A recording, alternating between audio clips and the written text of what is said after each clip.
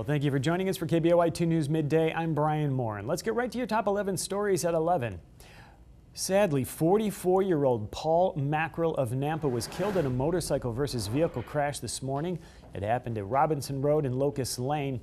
That's near Lake Hazel. The intersection was shut down for a couple hours while the crash was investigated. The name of the person killed was released. It was Paul Mackerel. We just got word of that a few minutes ago. And the soda fire rages no more. Fire managers say the blaze is now 90% contained. There were more than 800 firefighters battling the 280,000-acre blaze at the height of that fire. There will only be a handful of firefighters there now moving forward to help drench hot spots, where the firefighters will be going now in just a bit. And the focus in Owyhee County is shifting to recovery. The Federal Department of Homeland Security has given the Owyhee County Sheriff's Office 5 notepads designed to record damage. Deputies use the devices primarily to take pictures. It can be an outbuilding, it can be cattle, it can be a donkey, it can be whatever they need reimbursement for property-wise. If it's not insured, the federal government has a program that will help them. All that data goes back to Homeland Security to map and assess the county's overall damage. USA Today Sports is ranking the Boise State Broncos 5th in the nation in its preseason poll. Sports writer Paul Myberg said, yes, the Broncos are going to be very, very good this year. Ohio State is ranked 1st, followed by Baylor. 3rd is Auburn. 4th is Alabama. Then, of course, it's the Broncos. And after them, TCU, Oregon, Arizona State, Michigan State, and Stanford. We'll see. And a sinkhole that swallowed a man in Seffner, Florida back in March of 2013 has reopened. The hole is 20 feet wide in diameter. Just 2 years ago, 36-year-old Jeff Bush was swallowed up when that hole opened under his house. He fell through the floor of his house into the hole, and his body was never recovered.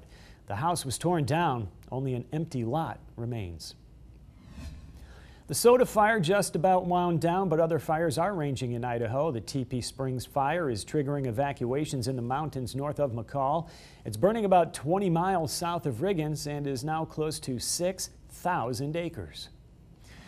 In northern Idaho, several fires have combined to destroy 42 homes near Kamei. The fires, called the Clearwater Complex, are now 25% contained. About 850 firefighters are battling this group of fires, which has grown to over 58,000 acres. But crews say favorable weather conditions are helping them make progress. Former Subway pitchman Jared Fogle has appeared in federal court in Indianapolis on charges of engaging in sex acts with minors and receiving child pornography. He is expected to plead guilty on a later date to 1 count each of traveling to engage in illicit sexual conduct with a minor and distribution and receipt of child pornography. Prosecutors released documents earlier today outlining the details of the 37-year-old's plea deal. Fire officials in Alaska say geologists will have to assess the stability of an area in the coastal town of Sitka where a landslide has killed 3 people. Debris trapped the men Tuesday, but crews have not been able to dig because of the unstable terrain.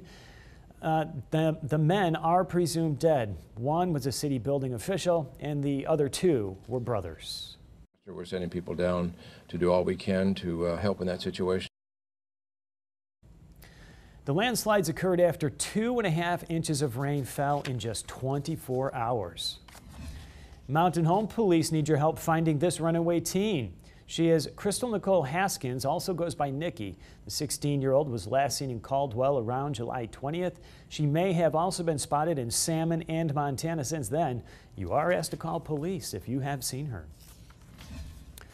And the College of Western Idaho is hoping to build a downtown campus in Boise's West End. The next step in that process is deciding what that building will look like.